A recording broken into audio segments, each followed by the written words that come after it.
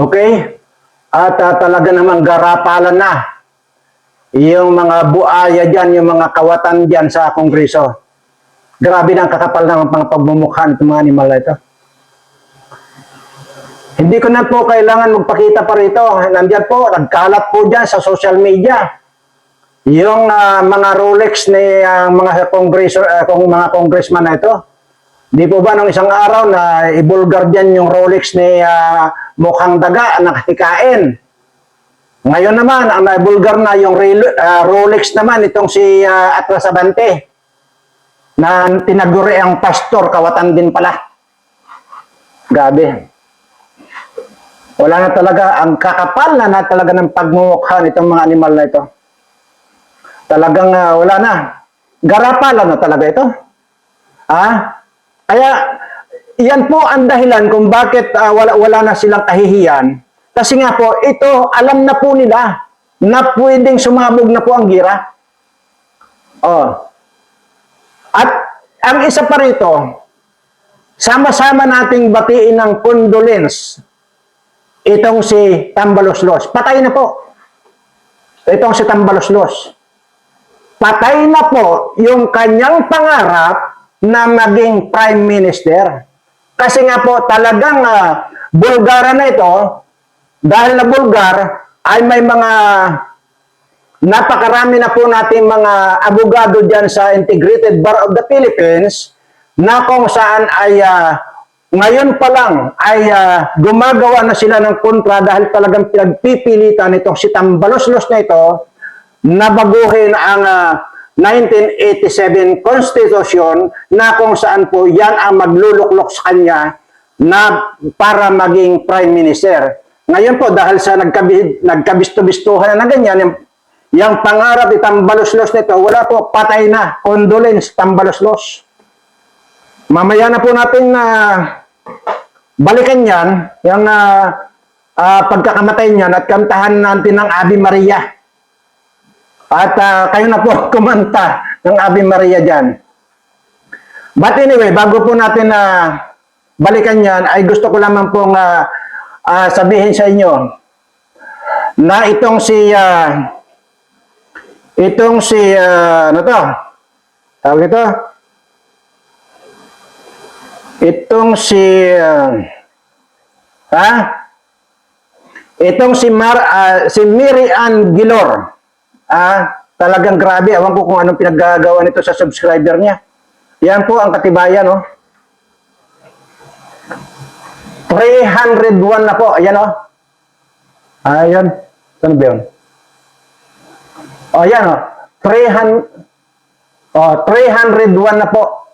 Yan kanyang napasubscribe. Paano ba? Yan po. 301 na po yung napasubscribe. At dahil po dyan, kala ko nga, ay wala na siyang mapipiga. Ito yung sinasabing talagang grabe. At, well, anong magagawa natin kung talagang panito, desidido yung tao. At maraming salamat dito kay Mary Ann Gilor dahil tuloy-tuloy lang po yung kanyang pagsisikap na magpa-subscribe. Siyempre, ganun din po sa lahat po ng mga nandito ngayon. Yung mga nandito, mga pangalan po ninyo, maraming salamat po dahil alam ko po, nagsisikap din po kayo. Kaya nga po sabi ko, kahapon na vlog ko ay mayroon pong humahabol na kagaya nitong kay Mary Ann Gilor. Pero itong kay Mary Ann Gilor, talagang milya-milya ang haba nitong kanyang kanyang agwat. Talagang hindi na yata natutulog ito. At ngayon lang ako nakakita sa Ilonggo pertigid ka kwan. Kaabi mo, ano ganing tawag dira sa perti ka, ano na? Perti ka sipag, magpa-subscribe. Siguro, ginamartilyo na siguro ang ulo sa nga ginapasubscribe niya. Kaya dito, kaya itong huling padala niya rito, 301. Oo. Dahil ang abot gani, ito, 301 ang itong huling padala niya. Ay, wag ko gani, kung ano ang ginahimo na na. Ay! Tuwan-tuwa talaga ako dito sa ito. Anyway, sabi ko nga po patuloy akong kwan, pero ito po, sinasabi ko lang po sa inyo. Hindi ko naman po sinabi na ano yun, kayanin ninyo. Kung hindi naman po kaya, huwag. Unang-unang, lahat po ito pinagpapasalamat ko sa inyo. Lahat po ng mga sumali, nakikipag-participate, pagpalain hawa kayo ng ating Panginoon. Dahil sa inyong ginagawang ito, ay hindi po masasayang yung inyong effort na para magpa-subscribe. At sinabi ko po, doon sa kahapon na vlog ko, mayroon pong humahabol at mukhang natuwa na naman ako. At yan po ang tatawagan natin mamaya para sa ganun ay mapadalhan din po natin ng GCash. Kagaya po kay Mary Angelor, pinadalhan po natin ng GCash yan. At mukhang padadalhan ko ulit ng GCash itong si Mary Ann Gilor dahil sobra talaga, grabe, 301. Padadalhan ulit natin yan. At doon tawagan natin.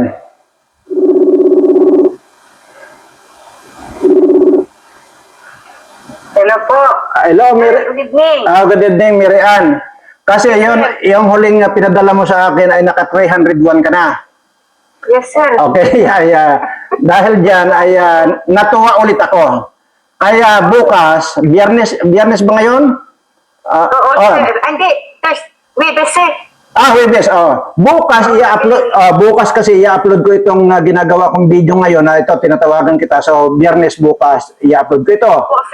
So, ngayon, pagkatapos natin mag-usap, ipadala mo ulit, send mo nga ulit dito sa messenger ko yung, yung GCash mo. Kasi nga, nawala na. Ang haba na Ang haba na, nawala na siguro yon. Ipadala mo ulit yung GCash mo at papadalhan ka dyan ng sekretary ko, either mamaya nga, or either, kasi bukas i-upload dito sa Sabado siguro. Sa Sabado, basta gano'n, ipapadala ulit ng GCash sa iyo. Ngayon, yung unang pinadala ko sa iyo, aywan ko kung ibinili mo, nakabili ka na ba ng barko? Sir, pinabili ko muna yun kasi alam ko, pampalaki yun sa akin hindi ko talaga pinalitan ko, sir, pero tinago ko, sir. Pamahiin ko na ano mo yun, bublak mo yun sa akin. Okay. So, ito ngayon ipapadala ko sa iyo dahil nung una pinadalhan kita ng pambili ng barko, ngayon naman padadalhan kita ng pambili ng helicopter. Ayan. Wow! Ayan. Sir. So ngayon, ganun talaga, sinasabi ko naman kung gaano ako matutuwa So, hindi ko nga akalain na tuloy-tuloy lang yung iyong pagpapasubscribe, but hindi ko nga alam kung paano mo ginagawa yon. But anyway, sir, basta taos talaga sa puso ko yun, sir. Ko, sir, kasi gusto ko nga lahat talaga, sir, na maabot ka ng 100K nga. Kaya nanawagan talaga ako sa mga paabutin na natin ng 100K. Okay. Na gusto namin, magkakapatid, makapasok ka nga, sir, sir, sa Kongreso. Alam mo naman masyadong mabigat ang problema ng bayan natin kagaya nito, kabi-kabila yung balita sa social media na itong mga congressman na ito, talagang yung mga Rolex nila, talagang 2.5 million, 1.3 million. Yung taga Marikina, tapos napanood ko yung si Makata ngayon, sir. Naghihintay pa ako ng mga papasubscribe ko, mga sinachat ko ba. Okay, so anyway, basta i-send mo ulit yung GCash mo at antayin mo dyan, ipapadala sa iyo ng sekretary ko, Okay, sige. Salamat, sir. Talaga sa iyo, sir. Sabi talaga pa pag-aanag ko. Hindi, okay lang yun, okay lang. Sige na, para mapagpahinga ka, babay na. Sige. Salamat, sir. Maraming salamat. Magandang gabi. Okay, sige, welcome. Okay, sir. Thank you. Ayan po, pangalawa na pong GCash ito ni Mary Ann Gilor. Pero wag po kayo magtatampo kasi talagang kakaiba po siya. Sa totoo lang po. Pero bagamat alam ko, sinabi ko naman po sa inyo na kwan po ito, talagang nagsisikap. Yung mga iba naman po, okay naman po, panay-panay din po yung padala. At sinabi ko nga po, mayroong humahabol. At itong humahabol na ito po yung tatawagan natin ngayon. Dahil natuwa din po ako rito, aywan ko at marami po ito, mga humahabol. Marami po. At ito po ay marami na po, baka nasa 100 na po yata yung subscribe dito. Ayan. Marami po itong mga humahabol at uulitin ko lang po, yung po mga pinagdadala ko, mga Gcash na yun, hindi po parte ng ating laro yan. Ang parte po na ang talagang tunay po nating laro ay kung ito malikom po natin ito. Yung mga pinasubscribe ninyo, yan po ay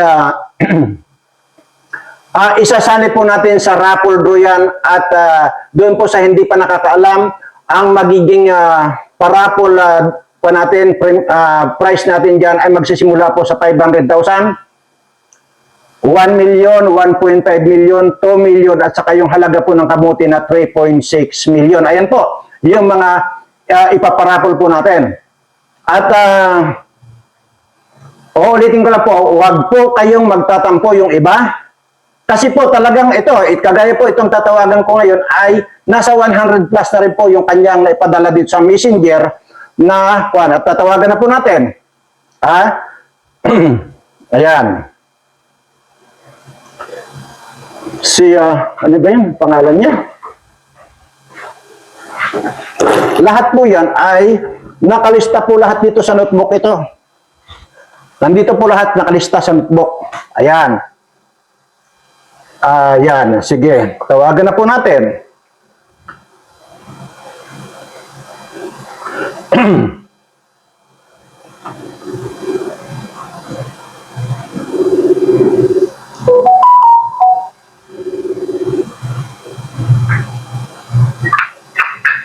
Hello po. Hello, good evening. Ito na ba si Juan, si Evelyn Sandiego? Opo. Opo. Okay. Nabubusisan mo ba itong busis na ito? Opo. Okay. So, okay, Evelyn, tatanungin lang kita, bakit ganon karami yung mga naipa-subscribe mo na pinadala rito sa Messenger? Bakit ganon karami? Pinapasubscribe ko po sa mga klase ko. Po sa kanila yung YouTube channel niyo po. Ganon? Kasi nagtaka lang ako, bakit, hindi, nasabi mo na kaklase mo, bakit nag-aaral ka pala ngayon? Opo. Anong year mo na? Senior high school student po. Ha? Senior high school student po. So next year magka-college ka na? Yes po. So ngayon ay, kung ba, yung ano bang trabaho ng nanay, anong mga parents mo? Yung nanay ko po labandera, yung tatay ko po walang trabaho po. So ibig sa, so paano ka mag-aaral next year? Ay college ka na next year? Ang balak po nila is, wag na po akong mag-aral ng college. O bakit daw? Wala po pang paaral. I see. Nakakalungkot naman yung ganyang balita. Pero dito kasi ako natutuwa dahil nga itong pagtawag ko na ito sa iyo ay dahil nga natuwa ako, antayin mo dyan bukas yung ipapag-Gcash ko at papadalhan kita ng Gcash. Okay? Opo. I-send mo rito sa messenger ng Tariq Hassan Mirza yung iyong Gcash number para mapadalhan ka ng yung pang-kwan mo. Pa-Gcash ko nga. Ganon. Yan. Pagpadala ka ng Gcash number mo. Tapos, regarding dito sa kwan, sa sinasabi mong hindi ka na makakapag-aral dahil wala nang kakayanan yung magulang mo na paaralin ka, ang tanong ko lang sa iyo, halimbawa na lang natin na kaya nilang pag-aralin ka. Gusto mo ba talagang mag-aral?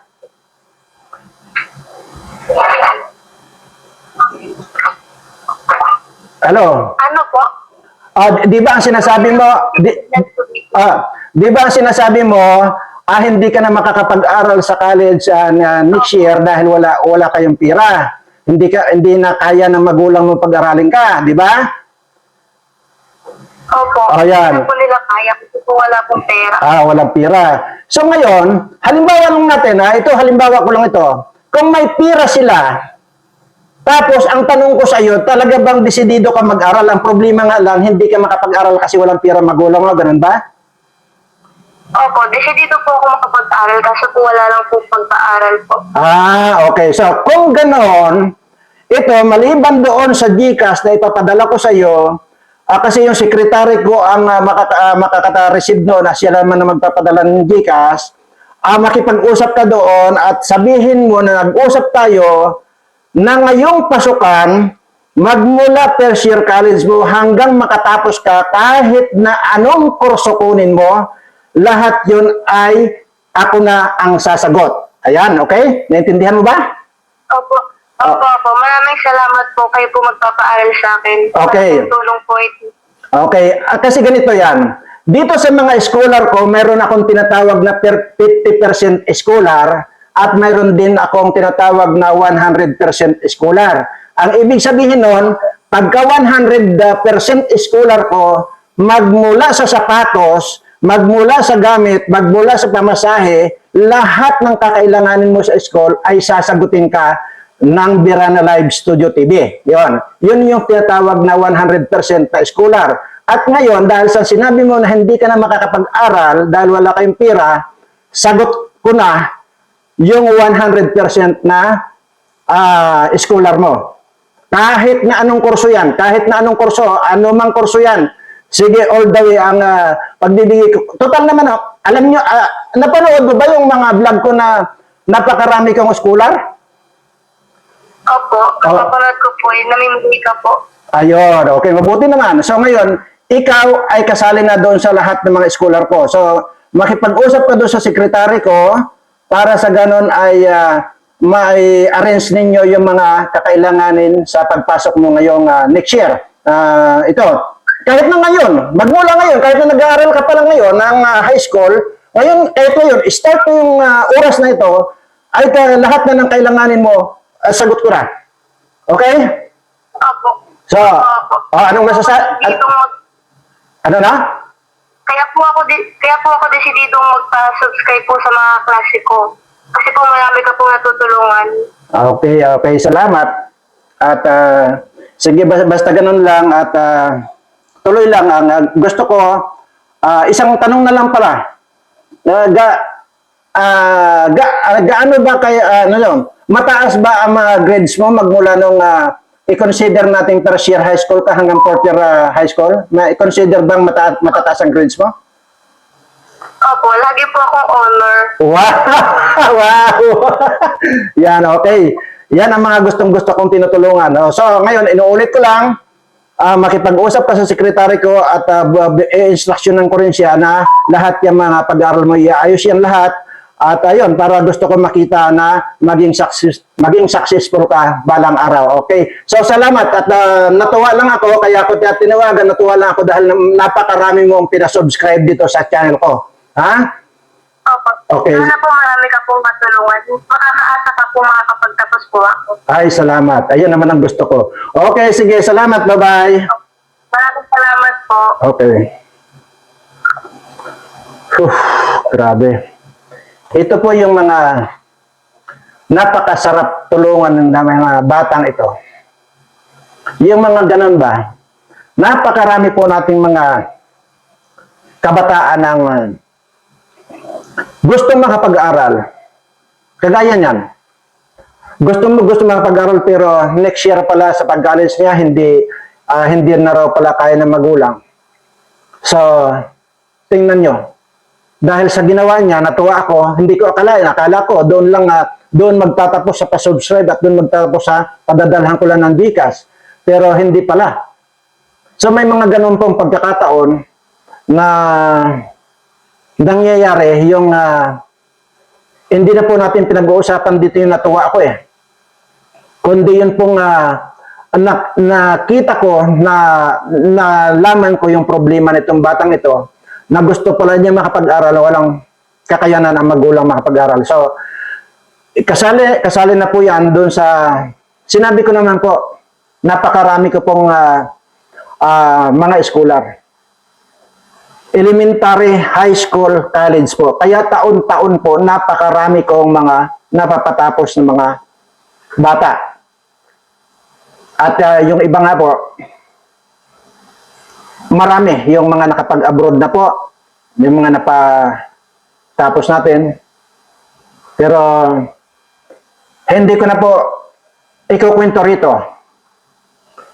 Yung mayroon po akong naging scholar na nung mag-graduate po siya ng college ay gustong-gusto niya po ako ang nandoon maghahatid sa kanya sa stage para kasama niya.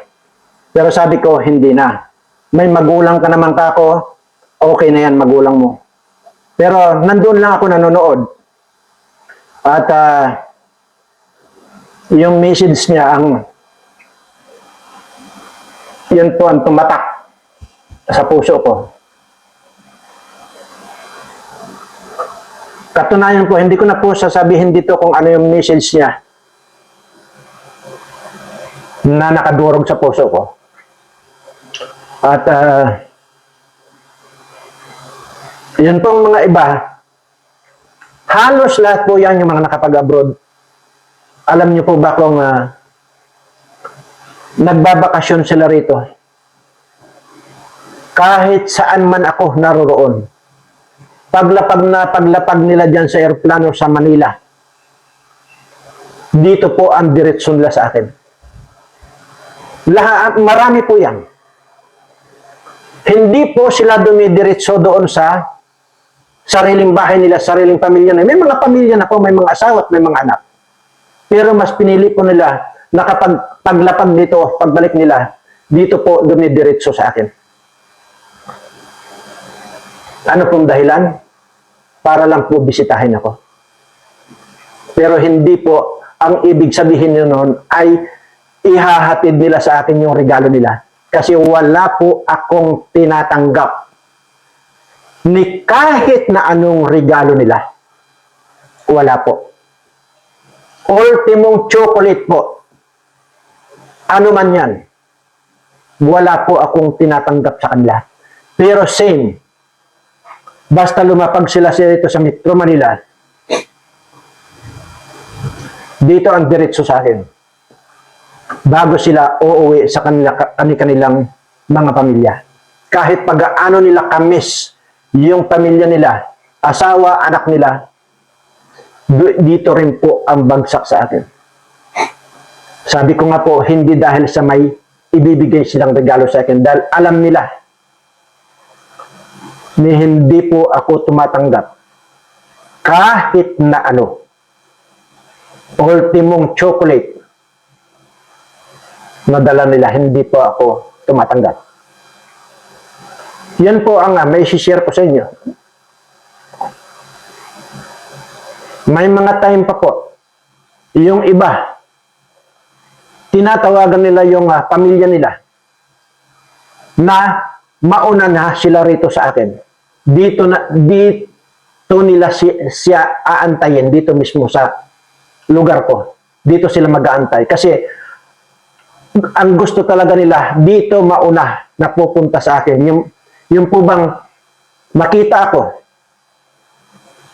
Pagkatapos po niyan, ipapahatid ko na rin po sa kanila. Kahit saan po yan. Kahit magkakaiba po yung mga bayan niyan. Iba po dyan, may mga Baguio, kung saan-saan po mga probinsya yung mga yan. Pero same po, isa lang po ang babag sa kanila pagdating sa Manila, dito po sa akin. Mayroon po dyan, talagang sobrang miss na niya yung pamilya niya, anak niya mismo. Dito po niya pinapahatid at dito niya po, dito po sila magkita-kita, dito sa bahay ko. Yun po ang gusto kong ipaalam sa inyo. Yun po ay doon po ninyo ako hindi pa kilala. Yun po yan. Kaya sinasabi ko lang po sa inyo. Sinasabi ko po ito para hindi kung ano pa man. Pero, taon-taon po yan, napakarami kong pinapatapos ng mga kabataan. Na kahit paano, yung galing sa walang-wala sila, ay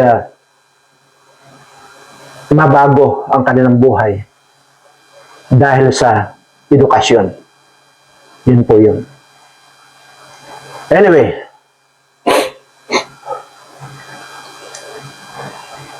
mabalik na po tayo dito sa babatiin na po natin ang condolences. Ipa-upload na po natin ang ating condolences dito kay Tambaloslos dahil yung sa sobrang paghahangad niya ng sila ang uupo hanggang sa walang hanggan ang kanilang planong pag-upo sa gobyernong ito.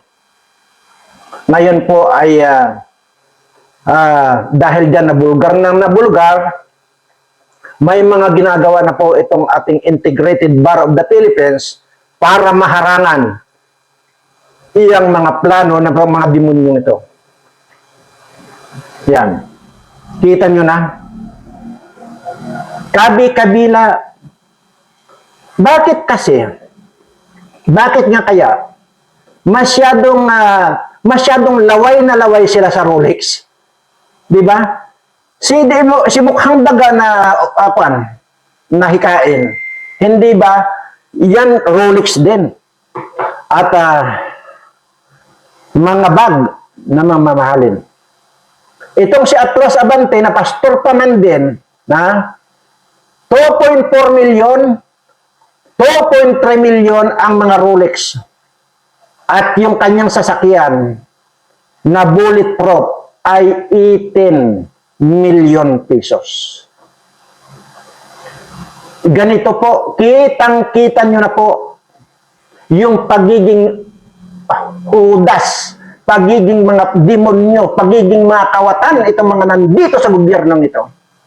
Tapos, ang isasagasa nila, ang sinasagasaan nila itong mga kawawa nating mga kababayan na hanggang ngayon ay nagdurusa dahil walang masaing, walang mailaman sa kanilang mga sikmura dahil inuubos na ng mga kawatang mga politikong ito ang pira ng bayan.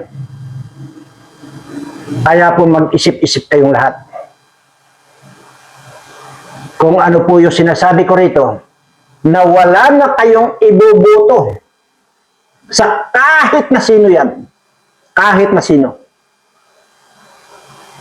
Wala na po. Wala na pong pag-asa ang ating bayan na makaahon pa. Hanggat hindi nalilipol itong mga animal na mga demonyong ito. Hanggat hindi natutugas itong mga animal na mga kawatang ito. Hindi na po mababago ang sistema ng ating bayan. Puro na lang kahirapan dahil nga hindi na makabangon sa pagkakalugmok ang ating bayan dahil dito sa mga politikong mga kawatan. Yan po ang totoo dyan. Kaya yun po sinasabi ko rito. Dapat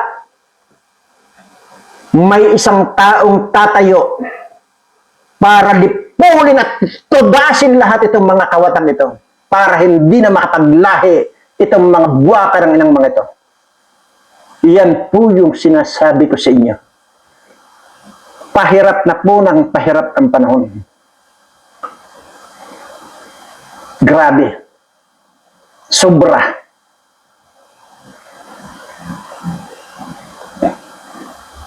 Kung hindi ko lang po sigurado kung ito kaya ay makita nila yung totoong kalagayan nitong mga kababayan natin. Na halos na isang taon na. Kung hindi ko pa maikutan yung mga tao yan, makikita pa ulit-ulit ko pong sinasabi rito na kapag binuksan ninyo yung kanilang kaldero, mababakas ninyo na kung ilang buwan na hindi nasasayaran ng kanin yung mga kaldero ng mga yan. Kaya po gigil ako sa mga hayop na to. Tapos yan ang makikita ko. Talagang ang hihilig naglalaway sa Rolex itong mga hayop na to. Yun pa palang sinturon nitong sikwa na ito, si mukhang bayawak na ito na pastor pa man din. Ha? Nandyan po yan nagkalat na po yan sa social media. Imaginin mo, sinturon lang, 18,000 na. Ang inang mga ito. Talagang grabe. Grabe itong mga hayop na ito. Grabe kong, nako. Kaya yun ang sinasabi ko sa inyo mga kababayan. Wala na kayong dapat ibuto kasi wala na talaga. Kahit sino pa ang ilagay ninyo dyan.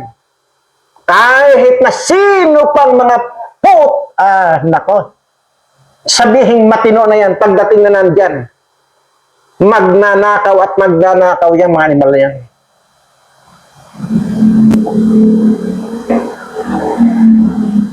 Doon po sa mga nagpa-subscribe dito sa ating channel na Birana Live Studio TV. Maraming salamat po. At hindi po mawawala sa akin yung inyong pagod, yung inyong kagustuhan na marami yung inyong mapasubscribe. Hindi po mawawala yun. Katunayan, ito po yung mga binasa ko kahapon sa inyo na mga pangalan ng mga nag-effort na magpa-subscribe sa channel ko. Nandyan po yan. Napakarami po yan. Napakarami po yan. Mga pangalan po ninyo. Siya nga po pala. Doon po sa nagsabi na doon daw kahapon yung binasa ko yung mga pangalan ay hindi ko raw nabasa yung kanyang pangalan dahil subscriber naman daw. Ito po yung kanyang message. Sir, subscriber naman po ako, bakit hindi niyo po nabanggit yung pangalan ko? Yan po yung comment niya. Ang sagot ko po dyan, bakit? Sumali po ba kayo dito sa kwan? Sumali po ba kayo dito sa ating sinasabing magpa-subscribe kayo? Sigurado po ako hindi. Kasi nga po kung sumali kayo, nandito po yung mga pangalan ninyo. Kasama po rito yung pangalan ninyo. So ibig sabihin, subscriber lang kita. Hindi ka sumasali dito sa ating games na ito. Di po ba? At tatanungin mo bakit hindi ko nabasa yung pangalan mo. Wala kang pinapadala rito na subscriber na itinulong mo. So hindi ka mababasa rito. Mariosep. Kasi nga po, ayaw nyo po kasing manood. Ayaw nyo po kasing tapusin yung aking mga sinasabi. Kaya po wala kayong alam hanggang ngayon. At ang payo ko nga po sa inyo, pagka mayroon kayong hinahangaan or mayroon kayong pinapalo ng mga idol ninyo, ugaliin po ninyong panoorin lahat mula sa umpisa hanggang dulo yung kanyang dinadaldal. Para alam nyo po yung sinasabi ninyo. Hindi ko po sinabing itong akin. Ang panoorin nyo. Ang sinasabi ko lang po, dahil nga po dyan, mayroon tayong bigla ang palaro na ganito, magpa-subscribe kayo, o tingnan nyo, hindi nyo alam. Tapos, pagdating doon sa basahan ng inyong mga pangalan at hindi kita nabasa, mag-comment ka ngayon, bakit daw hindi ko binasa ang pangalan mo, samantalang subscriber naman kita. Ay, iba naman po yun. Iba rin naman po ito, nagpapasubscribe tayo. So, ibig sabihin po, itong mga nagpapasubscribe natin ito, kaya po pinili natin itong messenger para hindi po mabura yung mga pangalan niyo. Nandito po. Ulit-ulit ko po yung sinasabi. Yan o. Pagkarami-rami po yan ng mga pangalan. O, yan, kita nyo. Kaya, huwag ganun. Hindi ko pinipilit na panoorin mo ng buo yung mga videos ko. Ang ibig ko po sabihin, kaya ko lang sinasabi na panoorin mo, para sa ganun ay alam mo yung sinasabi mo at alam mo yung ginagawa mo. Pero kung hindi itong ito, abay, Oh. Marami pa po ako naiisip kung paano ko po well, saka na natin pag-usapan yan. Basta ito po ngayon ang sinasabi ko ay maraming salamat po doon sa mga nagpa-subscribe. Kitang-kita ko po bawat isa sa inyo kung paano magsikap na magpa-subscribe. At doon po sa inyong mga pinasubscribe, sabihin nyo rin po na magpa-subscribe din po sila at direkta po silang mag-send dito sa messenger ng Tariq Hassan Mirza para sila rin po, malay natin, kung marami silang mapasubscribe, ay di matatawagan din para mapadalhan ng GCash. Ganun lamang po yon. At hindi lang po nakakredit sa inyo. Kasi kayo po, yung mga napasubscribe ninyo, sa inyo po nakikredit yon.